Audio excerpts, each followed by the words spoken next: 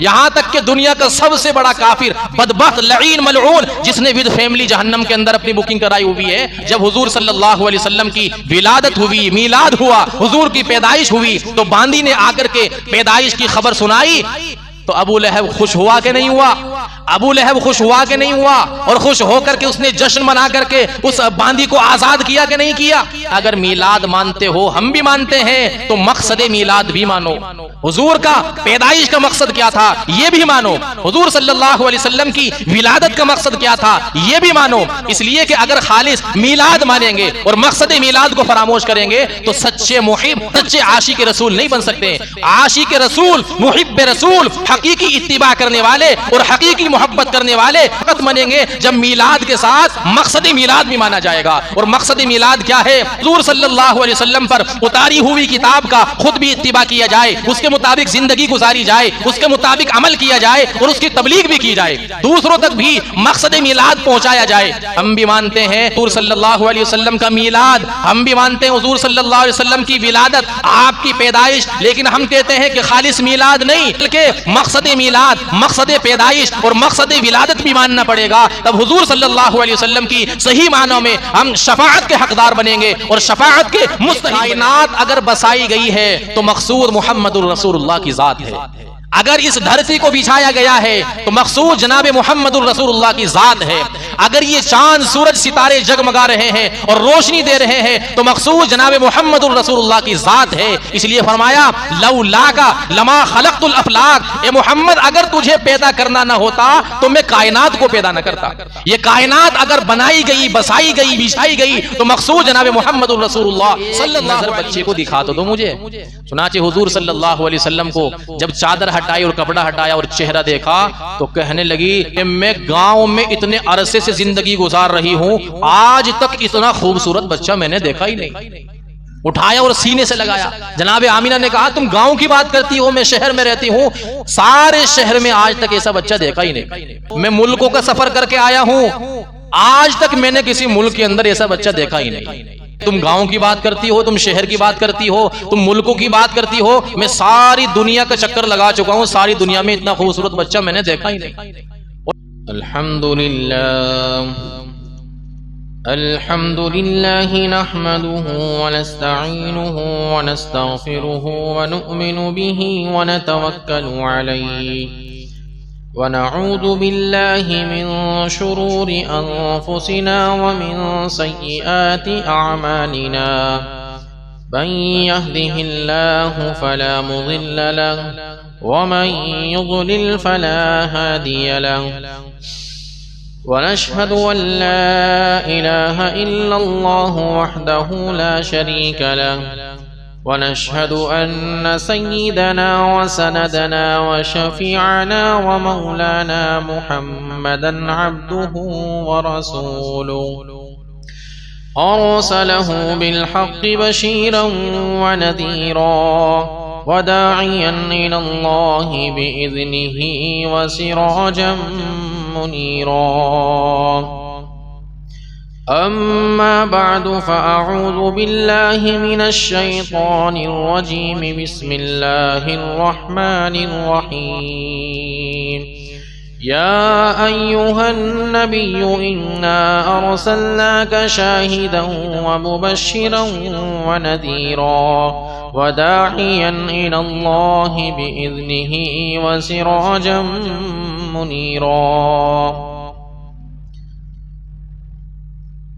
وقال النبي صلى الله تعالى عليه وسلم إنما بعثت لأتمم مكارم الأخلاق أو كما قال عليه الصلاة والسلام۔ محترم بزرگوں، نوجوان ساتھیوں،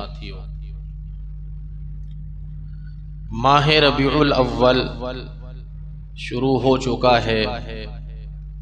یہ مہینہ وہ مہینہ ہے کہ جس میں جناب محمد عربی صلی اللہ علیہ وسلم اس دنیا میں تشریف لائے۔ آپ کی پیدائش کی تاریخ کے بارے میں علماء کرام کے درمیان بڑا اختلاف ہے، اور مورخین کے درمیان بڑا اختلاف ہے کہ حضور علیہ الصلوۃ والسلام کی پیدائش وہ ربیع الاول میں تو ہوئی، وہ پیر کے دن تو ہوئی، اس لیے کہ اللہ کے نبی علیہ الصلوۃ والسلام نے خود فرمایا کہ میں پیر کے دن پیدا کیا گیا ہوں، پیر کے دن پیدا ہوا ہوں۔ تاریخ کے متعلق مورخین کا بڑا اختلاف ہے، کوئی مورخ کہتا ہے کہ حضور کی پیدائش 2 تاریخ میں ہوئی، کوئی 5 میں بتاتے ہیں، کوئی 8 میں، تو کوئی 9 میں، تو کوئی 12 میں۔ 12 ربیع الاول جو ہے یہ مشہور ہے کہ حضور صلی اللہ علیہ وسلم کی پیدائش ہوئی 12 ربیع الاول، لیکن محققین فرماتے ہیں کہ 9 ربیع الاول کو حضور کی پیدائش ہوئی ہے۔ تو اس میں بڑا اختلاف ہے علماء کے درمیان کہ حضور اس دنیا میں ربیع الاول کی کون سی تاریخ میں پیدا ہوئے اور کون سی تاریخ میں اس دنیا کے اندر آپ تشریف لائے۔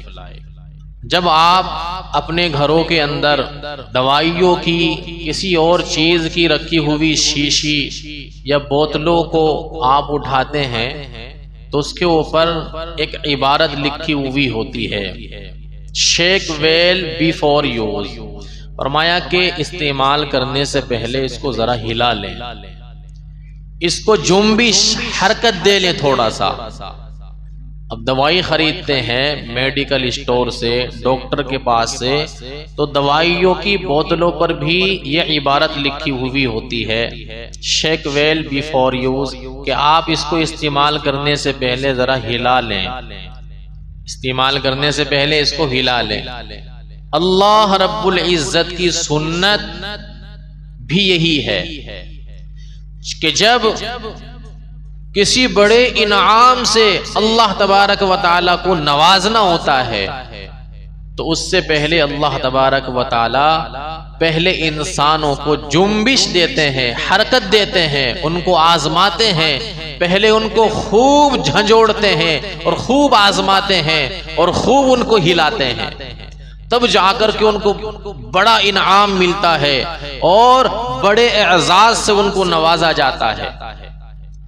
آپ دیکھیں قرآن کریم کے اندر حضرت ابراہیم علیہ السلام کے واقعات موجود ہیں۔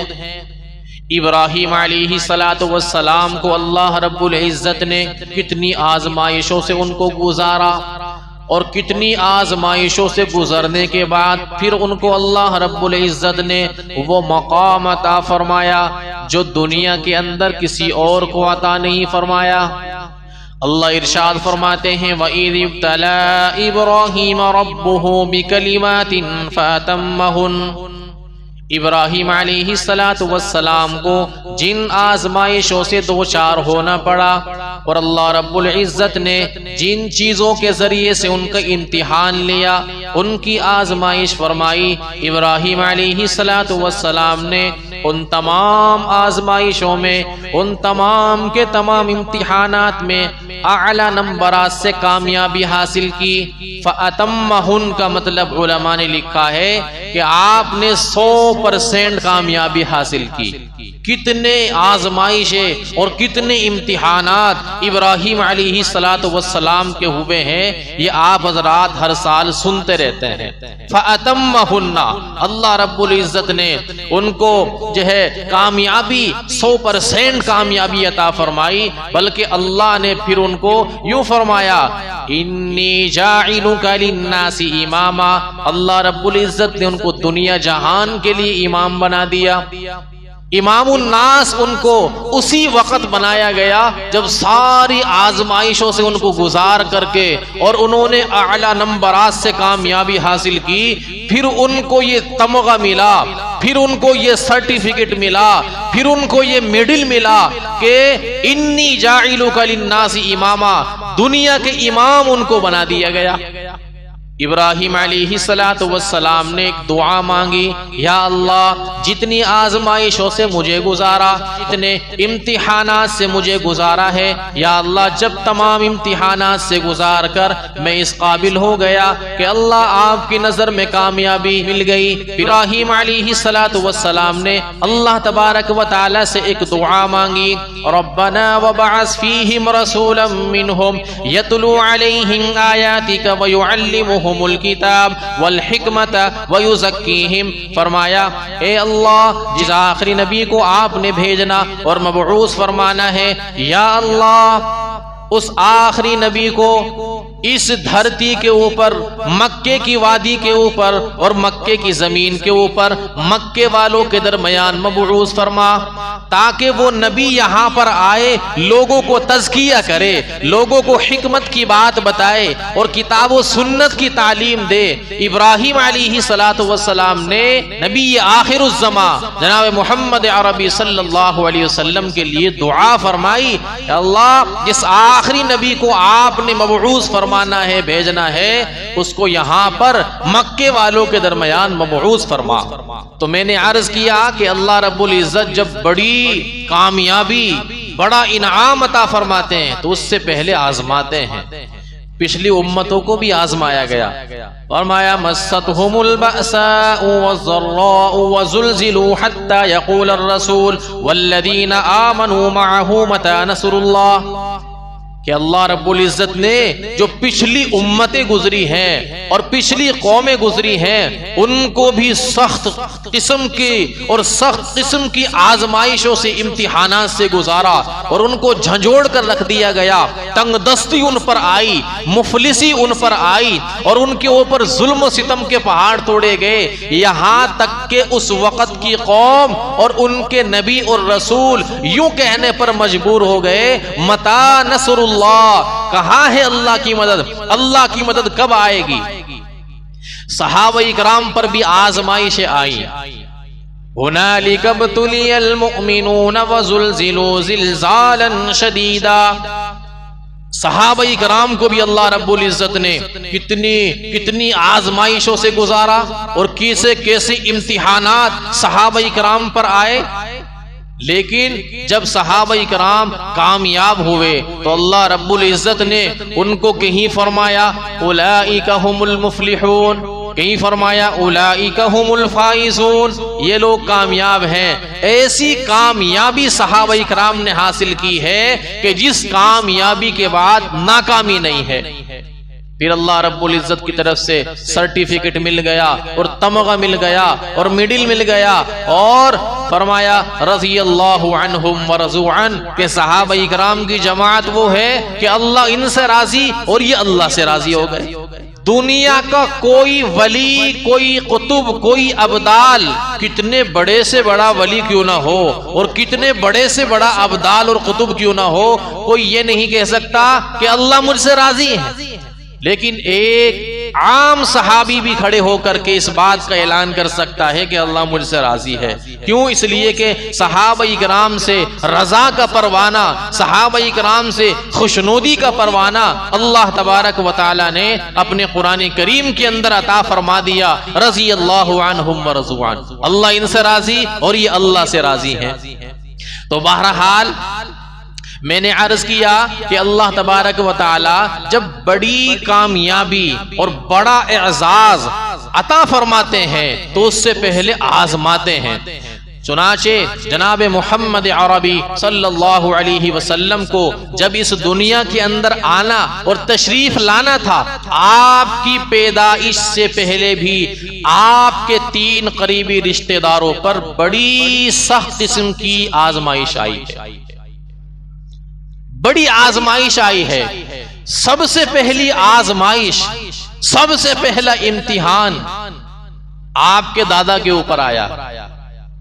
آپ کے دادا جن کو کہا جاتا ہے عبد المطلب، عبد المطلب ان کا نام نہیں تھا، آپ کے جو دادا تھے ان کا نام عبد المطلب نہیں تھا بلکہ ان کا نام شیبہ تھا۔ وجہ کیا تھی؟ وجہ یہ تھی کہ ان کے سر کے اندر پیدائشی طور پر کچھ بال سفید تھے، اس کی وجہ سے ان کو شیبہ کہا گیا۔ بہت خوبصورت تھے اور بچپن میں ہی یتیم ہو گئے تھے۔ چنانچہ ان کی والدہ وہ مدینہ طیبہ سے تھی، اپنے بیٹے کو لے کر وہ مدینہ طیبہ اپنے میکے میں پہنچ گئی۔ اب اپنے میکے میں تو پہنچ گئی، لیکن غربت تھی، افلاس تھا، تنگ دستی تھی، غریبی تھی، وہاں پر غربت کی زندگی گزارنے پر مجبور۔ چنانچہ ایک مرتبہ ایسا ہوا، ایک حارسی قبیلے کا شخص مدینہ طیبہ پہنچا۔ وہاں اس نے دیکھا کہ چند نوجوان ہیں جو تیر اندازی کر رہے ہیں، اور ان میں ایک بچہ ہے۔ وہ بچہ جس وقت اپنی کمان کے اندر تیر لگاتا ہے اور جس جگہ پر نشانہ لگاتا ہے وہ بالکل رائٹ جگہ پر نشانہ جا کے لگتا ہے، بالکل صحیح جگہ پر نشانہ جا کے لگتا ہے۔ چنانچہ اس حارسی شخص نے پوچھا کہ یہ کون ہے؟ بتایا گیا کہ بھائی یہ وہ بچہ ہے جو یتیم ہو گیا اور اب اس کی والدہ اس کو مدینے کے اندر لے کر کے غربت کی زندگی گزارنے پر مجبور ہے۔ غربت کی زندگی گزار رہے ہیں، نہ کھانا ہے نہ پانی ہے، کچھ بھی نہیں ہے، غربت کی زندگی گزارنے پر مجبور ہے۔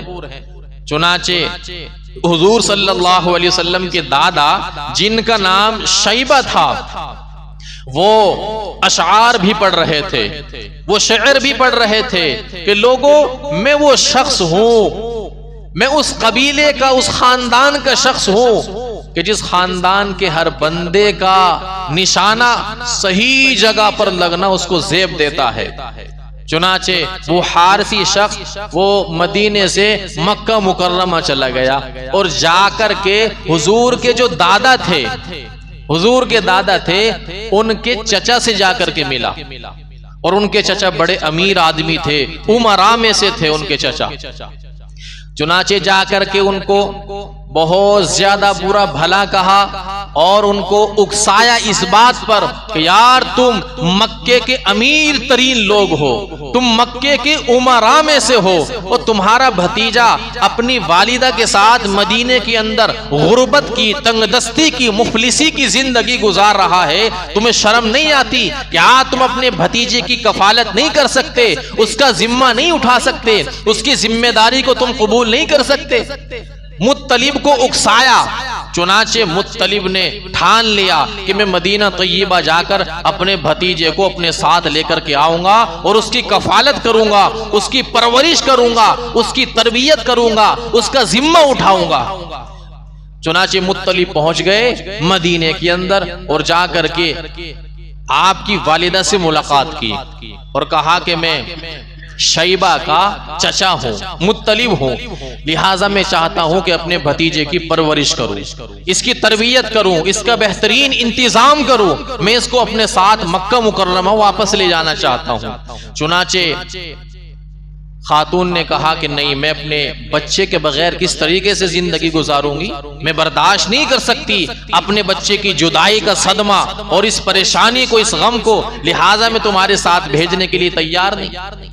والدہ نے شروع میں انکار کیا، لیکن پھر جب لوگوں نے ان کو مشورہ دیا کہ یہاں غربت کی زندگی گزاری جا رہی ہے، ایک کام کرو، بھیج دو، تمہارا بچہ کچھ بن جائے گا اور بڑا آدمی بن جائے گا، اس کی اچھی تربیت، اچھی پرورش ہو جائے گی۔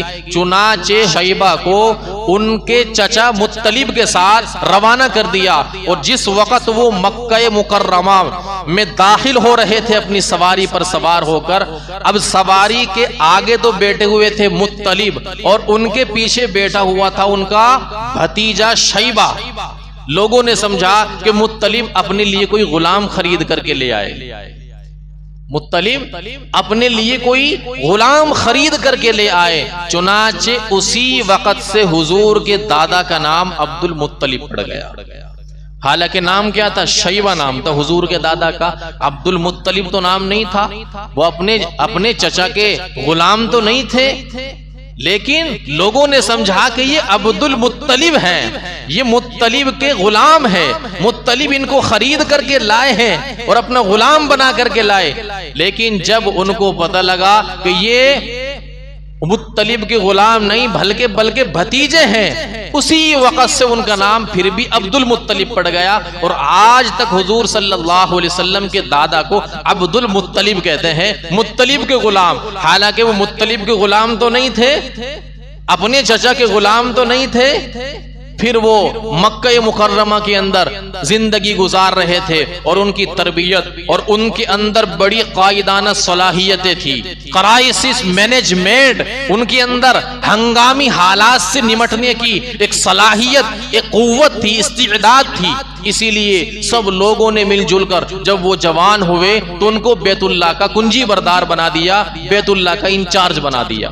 پھر اس کے بعد وہ وقت بھی آیا کہ جب یمن کے اندر حضور صلی اللہ علیہ وسلم کی پیدائش سے تقریباً 50 سال پہلے کا واقعہ ہے. یمن کے اندر ایک شخص ہوا کرتا تھا گورنر، وہ شاہ حبشہ کی طرف سے متعین تھا. چنانچہ اس نے ملک یمن کے اندر، اور یمن کی جو راجدھانی ہے اس کا نام ہے صنعاء، وہاں پر اس نے ایک کنیسہ بنایا. اس نے دیکھا کہ یمن کے لوگ جو ہے وہ مکہ مکرمہ جاتے ہیں بیت اللہ کا طواف کرنے کے لیے، حج کرنے کے لیے. اس نے سوچا کہ کیوں نہ یمن کے اندر ہی ایک ایسا کنیسہ بنایا جائے، اس طرح شبیہ بنائی جائے کہ یہاں کے لوگ وہاں نہ جائے بلکہ یہاں کے کعبے کی عظمت لوگوں کے دلوں کے اندر بیٹھ جائے، اور یہ مکہ مکرمہ حج اور طواف کرنے کے لیے نہ جائے بلکہ یہیں پر ان کی ساری ضرورتیں پوری ہوتی. چنانچہ اس نے بنا دیا اور آسمانوں سے باتیں کرنے والی اس کی بلڈنگ اور اس کی منزلیں. اس کے بعد اعلان کروایا کہ یہاں سے کوئی بھی آدمی وہ بیت اللہ کا طواف کرنے کے لیے مکہ نہ جائے، جس کو طواف کرنا حج کرنا اس کو اکا کرے. چنانچہ قریش کے لوگوں میں سے بڑی لوگوں کے اندر اس چیز کو لے کر کے غصہ پھوٹ پڑا کہ اچھا اس طرح کا معاملہ کیا. تو ایک قریشی نے جا کر کے اس کنیسہ کے آس پاس یا اس کے اندر ٹوائلٹ کر دی، گندگی کر دی. جب ابرہا کو پتہ لگا کہ اس کے بنائے ہوئے کنیسہ کے اندر اس کو گندا کر دیا اور اس کو پلید کر دیا، اب وہ غم و غصے سے پھٹنے لگا ایک دم. اس نے قسم کھا لی کہ جب تک میں مکے کے بیت اللہ کی اینٹ سے اینٹ نہیں بجا دیتا، اس کو تباہ و برباد نہیں کر دیتا، اس کو منہدم نہیں کر دیتا، اس وقت تک چین سے نہیں بیٹھوں گا. چنانچہ اب اس نے شاہ حبشہ کو پیغام بھیجا کہ میں بیت اللہ کو گرانا چاہتا ہوں. چنانچہ شاہ حبشہ نے اپنا ایک بڑا زبردست ہاتھی بھی بھیج دیا، کہا کہ اس پہ سوار ہو کے جا اور بیت اللہ کو گرا کے آ. چنانچہ یہ ابرہا اس ہاتھی کو لے کر تفسیر معارف القرآن حضرت مولانا مفتی محمد شفیع صاحب عثمانی رحمت اللہ علیہ نے لکھا ہے تفسیر معارف القرآن کے اندر کہ اس ہاتھی کا نام محمود تھا. اس ہاتھی کا نام محمود تھا جس کو شاہ حبشہ نے ابرہا کے لیے بھیجا. وہ محمود نامی ہاتھی بڑا زبردست کہ اس وقت اس علاقے کے اندر اس دور میں اس سے طاقتور ہاتھی کوئی نہیں تھا. چنانچہ ابرہا اس پر سوار ہو کے آیا اور راستے میں عبد المطلب کے اونٹ چر رہے تھے. ابرہا نے حملہ کر کے ان کو سب کو اپنے قبضے میں لے لیا. اور جب مکہ مکرمہ کے اندر حضور کے دادا کے پاس یہ خبر پہنچی کہ ابرہا بڑا لشکر لے کر کے آ رہا ہے، ہاتھیوں کا جھنڈ لے کر کے آ رہا ہے، اور ہمارے اندر اس کا مقابلہ کرنے کی طاقت نہیں، سکت نہیں، ہمت نہیں، استعداد نہیں اور صلاحیت نہیں ہے، لہٰذا عبد المطلب آئے ابرہا کے پاس اور آ کر کے کہا حضور کے دادا بڑے خوبصورت تھے اور بڑے وجی آدمی تھے اور آپ کی قد کاٹھی بھی بڑی خوبصورت تھی اور لگتے تھے ہاں بھائی کوئی بندہ ہے پاورفل ایک دم. چنانچہ ابرہا کے پاس آئے. ابرہا نے سوچا کہ یہ بیت اللہ کے تعلق سے کچھ بات کرنے کے لیے آئے ہوں گے، یا تو ہمیں چیلنج کرنے کے لیے آئے ہوں گے، یا ہمیں جو ہے یہ کہنے کے لیے آئے ہوں گے کہ اگر تو نے بیت اللہ کی طرف آنکھ اٹھائی تو تیری آنکھ نکال دی جائے گی. ابرہا نے سوچا اس طرح کی کچھ بات کرنے کے لیے آئے ہوں گے. لیکن جب حضور کے دادا پہنچے، جی کیوں آئے ہو؟ کہنے لگے بھائی میرے اونٹوں پر تم نے قبضہ کر لیا، میرے اونٹوں کو چھوڑو، ان کو رہا کرو. ابرہہ نے سوچا کہ یار آپ سے مجھے اس طرح کی امید اور توقع نہیں تھی، میں نے سوچا کہ تم بیت اللہ کے معاملے میں بات چیت کرنے کے لیے آئے ہو، تم تو اپنے ہونٹ کا رونا رونے کے لیے آ گئے ہو، مجھے تم سے یہ امید نہیں تھی۔ کہا کہ بھائی بات یہ ہے، اونٹوں کا مالک تو میں ہوں، بیت اللہ کا مالک وہ ہے۔ اونٹوں کا مالک تو میں ہوں، بیت اللہ کا مالک وہ ہے، لہٰذا میں اپنے اونٹوں کے بارے میں بات کرنے کے لیے آیا ہوں، اپنے گھر کے بارے میں وہ تم سے بات کر لے گا۔ چنانچہ ابرہہ نے حضور کے دادا کے جو 100-200 اونٹ گرفتار کیے تھے اور قبضہ کیا تھا وہ سب کو رہا کر دیا، حضور کے دادا لے کر کے آ گئے۔ اب یہ لوگ مکے کے سردار اور حضور کے دادا بیت اللہ میں جا کر اللہ کے حضور گڑ گڑانے لگے اور رونے لگے اور آہو زاری آہو بکا، یا اللہ آج یہ اتنا بڑا لشکر لے کر، ہاتھیوں کا جھنڈ لے کر تیرے گھر کو شہید کرنے کے لیے، تیرے گھر کو گرانے کے لیے، اس کی تعمیر کو مسمار اور منہدم کرنے کے ارادے سے آیا، یا اللہ تو اپنے گھر کی خود حفاظت فرما۔ چنانچہ انہوں نے یہ رات جو ہے رو کر کے گزاری اللہ کے حضور۔ اگلے دن جیسے ہی وہ ابرہہ بیت اللہ کی طرف حملہ کرنے کے لیے بڑھا اور ہاتھیوں کی جو ٹولیاں لے کر کے اور جھنڈ لے کر کے وہ آیا تھا، ہاتھیوں کو جب بیت اللہ کی طرف ہکایا جاتا تھا تو یہ جو محمود نامی ہاتھی تھا، لکھا ہے مؤرخین نے، اس کے کان میں کسی نے کہہ دیا کہ جس گھر کو ڈھانے کے لیے تجھے لایا گیا وہ کسی عام انسان کا گھر نہیں بلکہ اللہ کا گھر ہے۔ وہ ہاتھی یہ سن کر فوراً وہیں بیٹھ گیا، وہ ہاتھی یہ سن کر فوراً وہیں، اب اس کو اٹھایا جا رہا ہے، وہ اٹھنے کے لیے تیار نہیں۔ ابھی ابرہہ اور اس کا لشکر بڑا پریشان۔ اس ہاتھی کو جب واپس یمن کی طرف چلایا جاتا تو فوراً چل پڑتا، ملک شام کی طرف چلایا جاتا فوراً چل پڑتا، اور مشرق کی طرف چلایا جاتا فوراً چل پڑتا، لیکن جب بیت اللہ کی طرف اس کو چلایا جاتا وہ نہیں اٹھتا تھا، آگے نہیں بڑھتا تھا۔ اس نے انکار کر دیا کہ میں اپنے پیدا کرنے والے کے گھر کو کیسے مسمار کر دوں، میں بیت اللہ کو کیسے گرا دوں، اس کی تعمیر کو کیسے منہدم کر دوں۔ چنانچہ جب یہ اپنے ناپاک ارادے لے کر کے بیت اللہ کی طرف بڑھے تو پھر ادھر سمندر کی طرف سے ایک پرندوں کا غول اور پرندوں کا لشکر، وہاں کے لوگ فرماتے ہیں کہ اس طرح کے پرندے ہم نے آج تک دیکھے نہیں تھے، کبوتروں سے چھوٹے ہوا کرتے تھے، اور ان کے پاس ہر ایک پرندے کے پاس 3 ذرے ہوا، 3 کنکریاں ہوا کرتی تھی، چنانچہ ایک چونچ کے اندر اور 2 پنجوں کے۔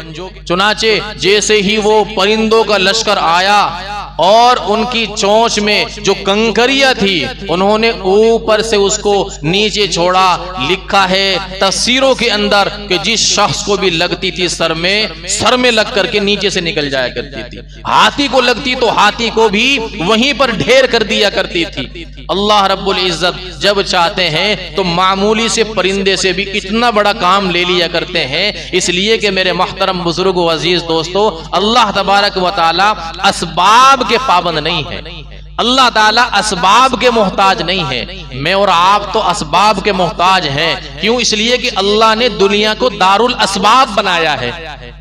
عیسیٰ علیہ السلام بھی، میں نے آپ حضرات کو یہ بار بار بات بتائی ہے کہ عیسیٰ علیہ السلام جب قرب قیامت میں نازل ہوں گے اور دمشق کی جامع مسجد کے مشرقی مینارے پر تشریف لائیں گے تو وہاں پر تو فرشتوں کے کاندھے پر ہاتھ رکھ کر کے فرشتوں کے ذریعے سے اس مینارے پر تشریف لائیں گے، لیکن اس مینارے سے نیچے آنے کے لیے سیڑھی کا انتظام کیا جائے گا، زینے کا انتظام کیا جائے گا۔ کیوں بھائی؟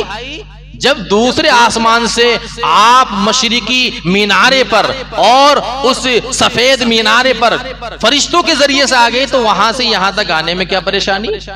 بھائی وہاں سے یہاں تک بھی تو فرشتوں کے ذریعے سے نہیں، یہ بتانے کے لیے کہ اب میرا کنیکشن جو جڑ چکا ہے وہ دار الاسباب سے جڑ چکا ہے۔ یہ دنیا دار الاسباب ہے، یہاں پر آپ کو جینے کے لیے اسباب اختیار کرنے پڑیں گے۔ بہرحال میں یہ عرض کر رہا تھا کہ وہ جو محمود نامی ہاتھی تھا وہ بچ گیا، اس لیے کہ اس کا جو ہے وہ غلط ارادہ نہیں تھا، اور ابرہہ کو اللہ رب العزت نے وہ موت عطا فرمائی ہے اس کو وہ شکست عطا فرمائی، اس کا وہ بیڑا غرق ہوا ہے کہ وہ وہاں سے بچ بچا کے نکلا، لیکن اس کے جسم کے اندر جو ہے اس کا ایک ایک جوڑ جو تھا وہ گل گل کر کے سڑ کر کے گرنے لگا، اور وہ اسی طریقے سے تباہ و برباد ہو گیا اور دنیا سے اسی طریقے سے چلا گیا۔ تو بہرحال اس واقعے کے تقریباً 50 سال کے بعد حضور صلی اللہ علیہ وسلم کی پیدائش ہوئی۔ اس واقعے کے بعد اب دوسرے قبیلوں نے حضور صلی اللہ علیہ وسلم کا جو قبیلہ تھا قریش، اور ان میں جو خاندان تھا بنو ہاشم، پھر بنو ہاشم میں بھی جو ہے بنو عبد المطلب، اور عبد المطلب میں بھی عبداللہ کے فرزند۔ تو چنانچہ سب سے پہلی آزمائش آئی حضور صلی اللہ علیہ وسلم کے دادا کے اوپر، پھر اس کے بعد آزمائش آئی ہے آپ کے والد صاحب کے اوپر، جناب عبداللہ کے اوپر آزمائش آئی۔ وہ کیا تھی؟ وہ یہ تھی کہ جناب عبد المطلب نے بیت اللہ کے آس پاس یہ سنا کہ یہاں پر زمزم کا کنواں ہے، بیت اللہ کے اندر، مکے کے اندر پانی کی بہت زیادہ قلت تھی، نہ پانی پینے کو ملتا تھا نہ جینے کو ملتا تھا، پانی کی بہت زیادہ کمی تھی۔ چنانچہ انہوں نے سوچا کہ میں وہ زمزم کا کنواں تلاش کر لوں۔ اب وہ کہیں کہیں کھدائی کرتے، کبھی ادھر کھدائی کرتے ہیں کبھی ادھر، لوگ دیکھتے سمجھتے کہ دیوانے ہو گئے، یہ پاگل ہو گئے، یہ مجنون ہو گئے ہیں۔ کافی عرصہ گزر گیا لیکن وہ زمزم کا کنواں ملنے کے لیے تیار نہیں۔ چنانچہ پھر انہوں نے منت مانی اور کہا کہ اگر وہ زمزم کا کنواں مجھے مل گیا تو اپنے 10 بیٹوں میں سے ایک کو اللہ کے نام پر قربان کر دوں گا۔ جناب عبد المطلب نے منت مان لی کہ اگر مجھے وہ زمزم کا کنواں مل گیا۔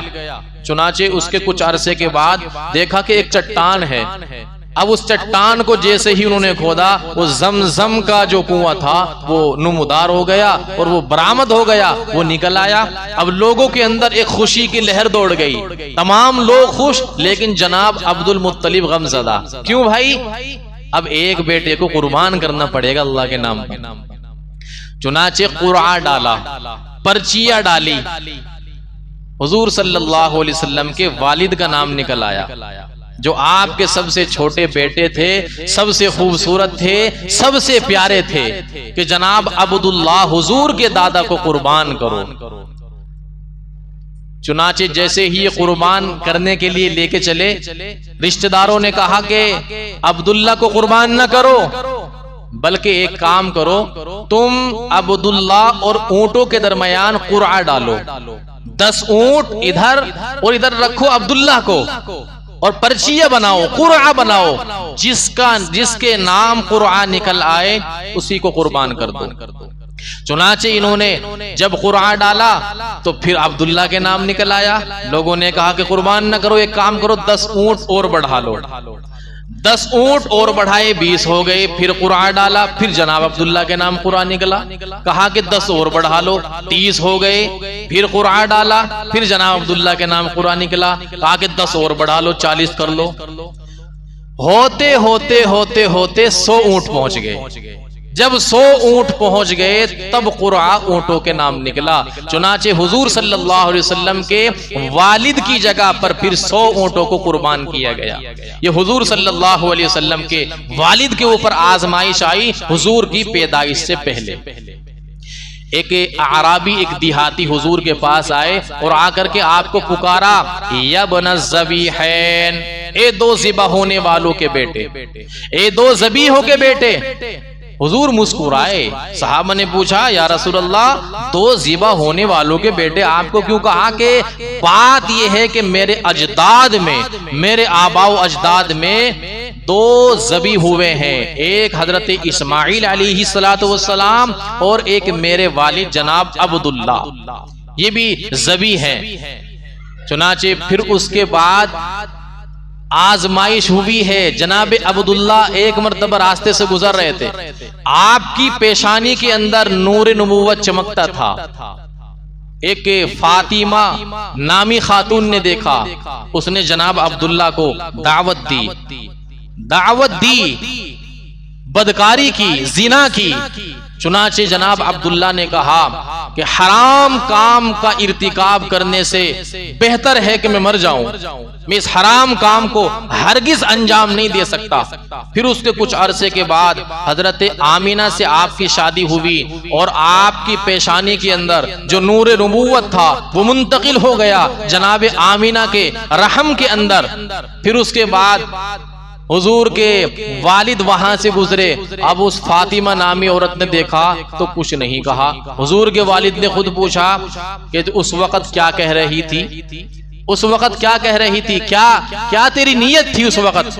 کہنے لگی بات یہ ہے کہ تمہاری پیشانی کے اندر میں نے ایسا نور دیکھا تھا جس کو نور نبوت کہا جاتا ہے، میں نے سوچا کہ یہ نور نبوت منتقل ہو کے میرے رحم کے اندر آ جائے، لیکن اب چونکہ وہ آپ کی پیشانی کے اندر مجھے نظر نہیں آیا، اس لیے میں نے تمہیں دعوت نہیں دی، اس لیے میں نے تمہیں دعوت نہیں دی۔ چنانچہ بنو زہرہ میں حضور صلی اللہ علیہ وسلم کے والد جناب عبداللہ کی شادی ہوئی حضرت آمینہ سے۔ اس کے کچھ دنوں کے بعد ایک تجارتی قافلہ جا رہا تھا تجارت کے لیے ملک شام۔ مکے سے پہلے جاتے تھے مدینہ، پھر مدینے سے جاتے تھے ملک شام، پھر واپسی میں بھی اسی طریقے سے ہوتا تھا، ملک شام سے مدینہ اور پھر مدینے سے مکہ مکرمہ۔ چنانچہ جناب عبداللہ نے سوچا کہ اب شادی شدہ ہو گیا ہوں، لہٰذا اب مجھے جو ہے وہ کچھ کاروبار کرنا چاہیے، تجارت کرنی چاہیے۔ اس لیے کب تک اس طریقے سے زندگی گزاروں گا، کب تک اس طریقے سے زندگی گزاروں گا میں؟ اس لیے کہ شادی کرنے کے بعد انسان کے اوپر پھر ذمہ داریاں آ جاتی ہے، بلکہ ذمہ داریاں انسان کو سمجھنی چاہیے۔ ایک ذمہ داریوں کا بوجھ ہوتا ہے، بیوی ہے، بچے ہیں، ان کی کفالت ہے، ان کی ذمہ داریاں ہے۔ ایک شخص تھے، ایک آدمی تھے، ایک نوجوان تھے۔ اب جناب ان اپنی بیوی سے انہوں نے وہ 15,000 روپے ادھار لیے۔ 15,000 روپے ادھار لینے کے بعد اپنے یار دوستوں کے ساتھ اب پارٹی کر لی اور ان کو اڑا دیا۔ 15,000 روپے لیے، پارٹی کی دوستوں کے ساتھ اور ان کو اڑا دیا۔ اب خطرہ ہوا کہ شام کو جب بیگم کے پاس جاؤں گا تو حساب دینے میں بڑی دقت پیش آئے گی، حساب کس طریقے سے دوں گا؟ اب میڈم تو حساب مانگے گی، گھر والی تو حساب مانگے گی کہ جو 15,000 روپے مجھ سے لیے تھے ان کو کہاں اڑا دیا، ان کو کہاں تم نے گم کر دیا؟ اب میں کیا جواب دوں گا؟ چنانچہ شام کو آئے، اب ڈر بھی لگ رہا ہے، سہمے ہوئے بھی ہیں اور گھبرائے ہوئے بھی ہیں، اور جناب میڈم صاحبہ نے، بیگم صاحبہ نے پوچھ لیا کہ ہاں بھائی وہ 15,000 روپے جو تمہیں دیے تھے فلاں کام کے لیے، وہ تم نے، کہنے لگا کہ وہ تو میں نے دوستوں کے ساتھ مل کر پارٹی کر لی، دوستوں کے ساتھ مل کر پارٹی کر لی، اڑا دیے۔ کہنے لگی سارے دوستوں میں سے کیا تم ہی اتنے بڑے خرچیلے اور سخی تھے کہ تمہیں وہ پیمنٹ کرنی پڑی وہاں پر؟ اب اس نے سوچا کہ بھائی میں کیسے جان بچاؤں اپنی، کیسے جان بچاؤں؟ اس نے کہا کہ بات یہ ہے اصل میں وہاں پر اس کے بھائی جس کی بیگم سب سے زیادہ خوبصورت، پیمنٹ وہ کرے گا، جس کی بیگم سب سے زیادہ خوبصورت ہے وہ پیمنٹ کرے گا۔ اب میڈم یہ بتا دے اگر میں پیمنٹ نہ کرتا تو کیا ہوتا؟ کہنے لگی بہت بڑھیا کیا تم نے، بہت اچھا کیا تم نے، اور اگر خرچے کی ضرورت ہو تو اور لے لینا، پریشانی کی کوئی بات، اس طرح کی شرط کبھی مت ہار جانا، اس طرح کی شرط کبھی ہار کے مت آ جانا کہ کہیں پر اگر اس طرح کی شرط لگ گئی تو میں سن نہ لوں کہ تم شرط ہار گئے، بلکہ آگے بڑھ چڑھ کر کے خوب پیمنٹ کر دینا۔ تو جناب عبداللہ وہ ملک شام گئے، واپسی پر اب چونکہ صدمہ تھا، نئی نئی شادی ہوئی تھی، 6 مہینے کا تقریباً عرصہ گزرا تھا، تو چنانچہ جناب آمینہ کو صدمہ لاحق ہوا، پریشانی ہوئی کہ ابھی نئی نئی شادی ہوئی ہے اور امید سے بھی ہے اب یہ شوہر صاحب جو ہیں وہ جدا ہو رہے ہیں، چنانچہ اس بات کا غم اور صدمہ۔ اب عبداللہ نے ان کو تسلی دی اور کہا کہ جس وقت آپ یہ خبر سنیں کہ وہ جو قافلہ گیا تھا تجارت کے لیے وہ واپس آ رہا ہے اور مکے کے قریب پہنچ چکا، تو تم بند سور کے اور گھر کے دروازے پر کھڑی ہو کر مجھے ویلکم کرنا، میرا استقبال کرنا اور مجھے اہلا و سہلا کہنا۔ چنانچہ اس بات سے کچھ تسلی ہو گئی، پھر چنانچہ یہ قافلہ چلا گیا اور اللہ کا کرم یہ ہوا، اللہ کا فضل یہ ہوا کہ اس قافلے نے خوب ہی زیادہ نفع اور منافع حاصل کیے۔ جب واپس آ رہا تھا تو جناب عبداللہ بیمار ہو گئے، بخار ہو گیا، اتنی زیادہ طبیعت بگڑ گئی کہ وہ مکہ مکرمہ واپس آنے کے قابل ہی نہ رہے۔ مدینے کے اندر چونکہ سسرال تھی، وہاں پر سسرال والوں نے کہا کہ جب تک طبیعت ٹھیک نہیں ہو جاتی ہم تمہیں جانے نہیں دیں گے، تمہاری سیوا پانی یہیں پر کی جائے گی۔ چنانچہ عبداللہ مدینے میں اپنی سسرال میں ٹھہر گئے۔ یہ قافلہ آ گیا۔ اب جناب آمینہ نے جب خبر سنی کہ بھائی سارے قافلے والے لوگ آ گئے اور سارے گھروں کے اندر خوشیاں منائی جا رہی ہیں اور میرے شوہر نہیں آئے، معلوم ہوا کہ وہ تو بیمار سخت قسم کے اور مدینے کے اندر اپنی سسرال کے اندر ہی ٹھہر گئے، سسرال والوں نے آنے نہیں دیا۔ چنانچہ اس اندوہناک اور غمناک خبر نے جناب حضرت آمینہ کو توڑ دیا۔ چنانچہ رشتہ دار گئے مدینہ طیبہ کہ ہم ان کو واپس لائیں گے، لیکن ابھی راستے ہی میں دے یہ خبر پہنچی کہ جناب عبداللہ اس دنیا سے رخصت ہو چکے ہیں۔ حضور کے والد کی عمر جو تقریباً لکھی ہے، بعض حضرات نے 24 سال، بعض حضرات نے 25 سال لکھی ہے۔ تو جناب عبداللہ رخصت ہو گئے اور ابھی حضور صلی اللہ علیہ وسلم وہ رحم مادر ہی کے اندر ہے، یعنی آپ پیدائش سے پہلے ہی یتیم ہو گئے، پیدائش سے پہلے ہی یتیم ہو گئے۔ چنانچہ حضور صلی اللہ علیہ وسلم کی والدہ آپ کی پرورش کرتی رہی، آپ کی پرورش کرتی رہی، آپ کی تربیت کرتی رہی۔ اور پھر ایک وقت وہ آیا کہ جب حضور صلی اللہ علیہ وسلم پیدا ہوئے، صبح سحری کا وقت تھا، مہینہ ماہ ربیع الاول کا تھا، اب تاریخ کون سی تھی اس میں مورخین کا بڑا زبردست اختلاف ہے، بڑا زبردست اختلاف ہے مورخین کا۔ بعض حضرات نے 2 فرمایا کہ 2 ربیع الاول تھی، بعض حضرات نے 5 کا قول بھی نقل کیا، بعض حضرات نے 8 کا قول بھی نقل کیا۔ جناب احمد رضا خان صاحب بریلوی علیہ الرحمہ نے تو 8 کا قول لیا کہ 8 ربیع الاول کو حضور صلی اللہ علیہ وسلم کی پیدائش ہوئی، بعض نے 9 ربیع الاول بھی بتلایا ہے اور بعض نے 12 ربیع الاول کا قول بھی نقل کیا ہے جو مشہور ہو گیا ہے۔ تحقیقی قول جو ہے، تحقیقی قول محققین نے جس کو بڑی ریسرچ کے بعد امت کے سامنے اور کتابوں کے اندر جس کو لکھا ہے، 9 ربیع الاول کا قول نقل کیا کہ حضور صلی اللہ علیہ وسلم کی پیدائش کی جو تحقیقی رپورٹ ہے اور تحقیقی جو تاریخ ہے وہ 9 ربیع الاول ہے۔ 12 کا قول مشہور ہو گیا۔ تو جناب رسول اللہ صلی اللہ علیہ وسلم وہ پیدا ہوئے ہیں، اور دیکھو جب عام بچہ پیدا ہوتا ہے تو آلائشوں سے اور گندگیوں میں لپٹا ہوا ہوتا ہے۔ حضور جب اس دنیا میں تشریف لائے تو کوئی گندگی کا نام و نشان نہیں تھا۔ حضرت آمینہ فرماتی ہیں کہ جس رات حضور پیدا ہوئے ہمارے گھر کے اندر چراغ جلانے کے لیے تیل موجود نہیں تھا، اتنی غربت کا زمانہ تھا۔ حضور صلی اللہ علیہ وسلم پیدا ہوئے تو مختون تھے، یعنی آپ کی ختنہ کی کوئی ضرورت نہیں تھی، مختون پیدا ہوئے۔ اور لکھا ہے جناب آمینہ نے کہ جب آپ رحم مادر کے اندر تھے، عجیب و غریب علامات کا ظہور ہوا۔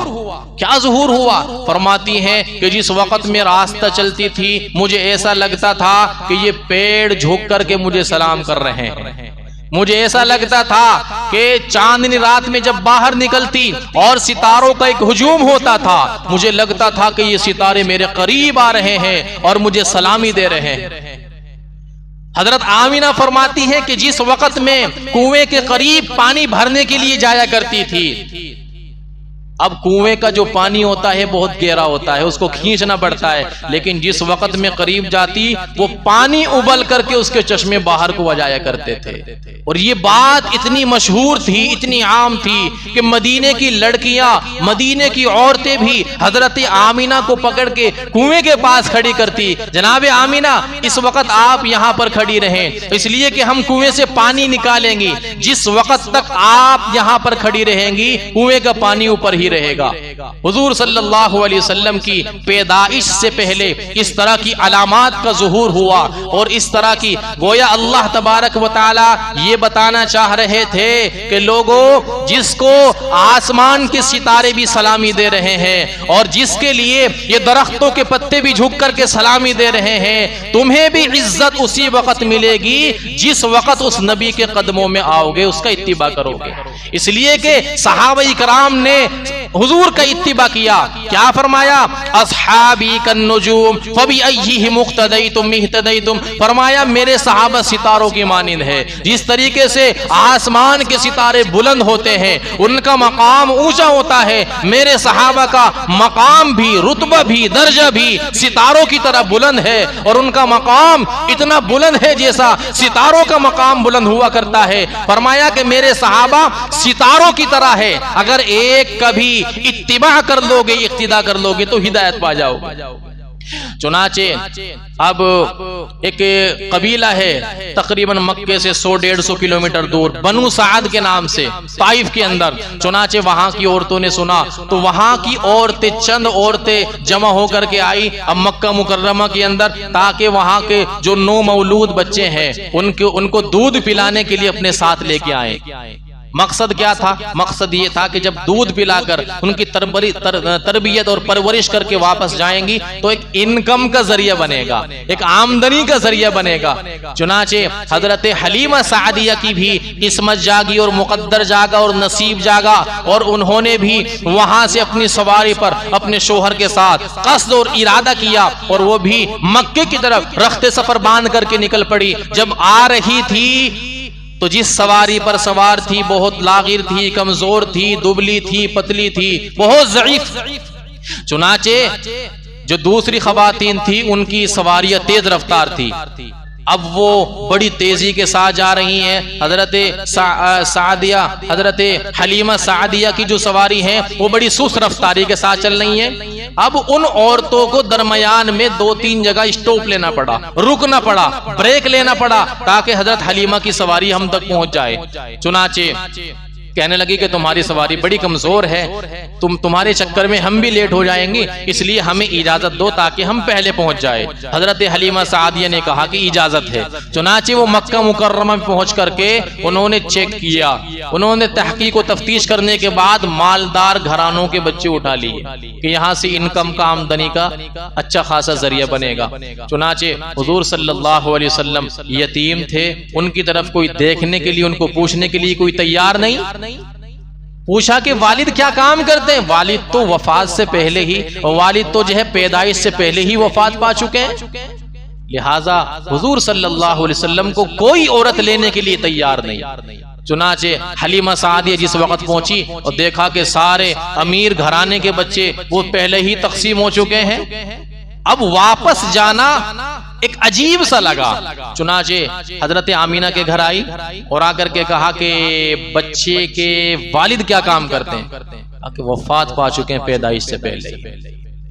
چنانچہ ان کو بھی عجیب سا لگا کہ کوئی آمدنی انکم کا ذریعہ تو نہیں ہوگا، لیکن کہا کہ چلو ایک نظر بچے کو دکھا تو دو مجھے۔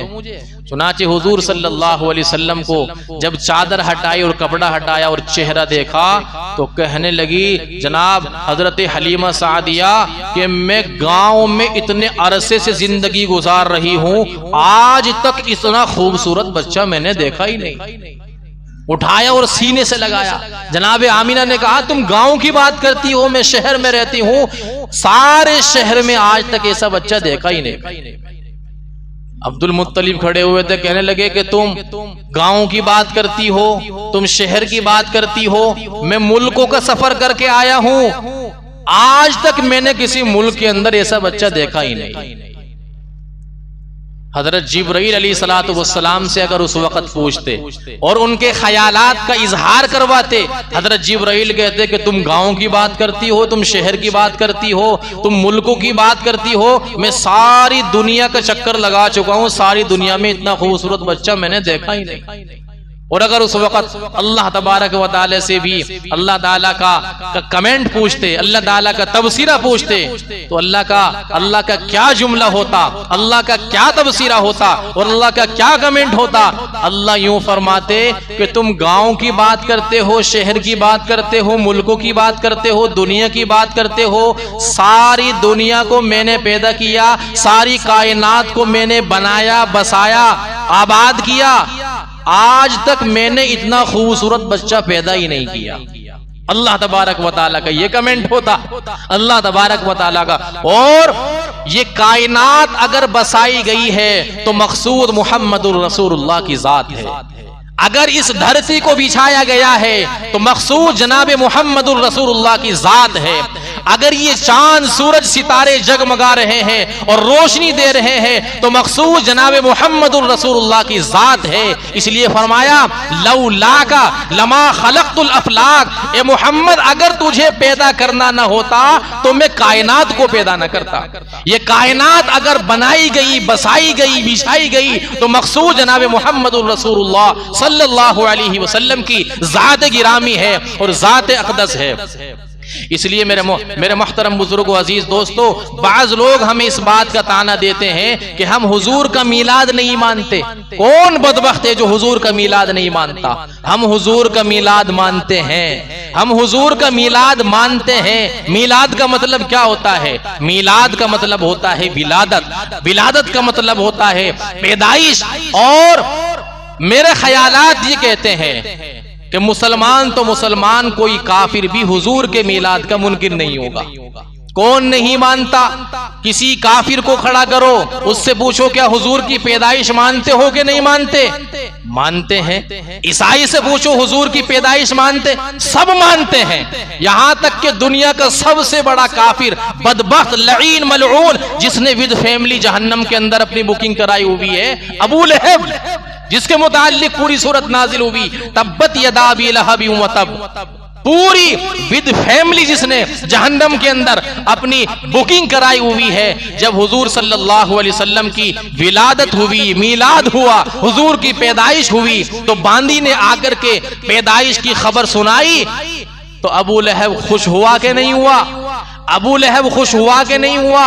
اور خوش ہو کر کے اس نے جشن منا کر کے اس باندی کو آزاد کیا کہ نہیں کیا؟ ہم یوں کہتے ہیں کہ اگر میلاد مانتے ہو، ہم بھی مانتے ہیں، تو مقصد میلاد بھی مانو۔ حضور کا پیدائش کا مقصد کیا تھا یہ بھی مانو، حضور صلی اللہ علیہ وسلم کی ولادت کا مقصد کیا تھا یہ بھی مانو۔ اس لیے کہ اگر خالص میلاد مانیں گے اور مقصد میلاد کو فراموش کریں گے تو سچے محب اور سچے محب رسول، سچے عاشق رسول نہیں بن سکتے۔ عاشق رسول، محب رسول، آپ صلی اللہ علیہ وسلم کے حقیقی اتباع کرنے والے اور حقیقی محبت کرنے والے اور سچے عاشق اس وقت منیں گے جب میلاد کے ساتھ مقصد میلاد بھی مانا جائے گا۔ اور مقصد میلاد کیا ہے؟ اللہ نے 28ویں پارے میں بیان فرمایا، وَالَّذِي بَعَثَ فِي الْأُمِّيِّينَ رَسُولًا مِّنْهُمْ يَتْلُو عَلَيْهِمْ آيَاتِكَ وَيُعَلِّمُهُمُ الْكِتَابَ وَالْحِكْمَةَ۔ فرمایا کہ حضور کی پیدائش کا، میلاد کا، ولادت کا مقصد یہ ہے کہ پوری دنیا کے اندر حضور صلی اللہ علیہ وسلم پر اتاری ہوئی کتاب کا خود بھی اتباع کیا جائے، اس کے مطابق زندگی گزاری جائے، اس کے مطابق عمل کیا جائے اور اس کی تبلیغ بھی کی جائے، دوسروں تک بھی مقصد میلاد پہنچایا جائے۔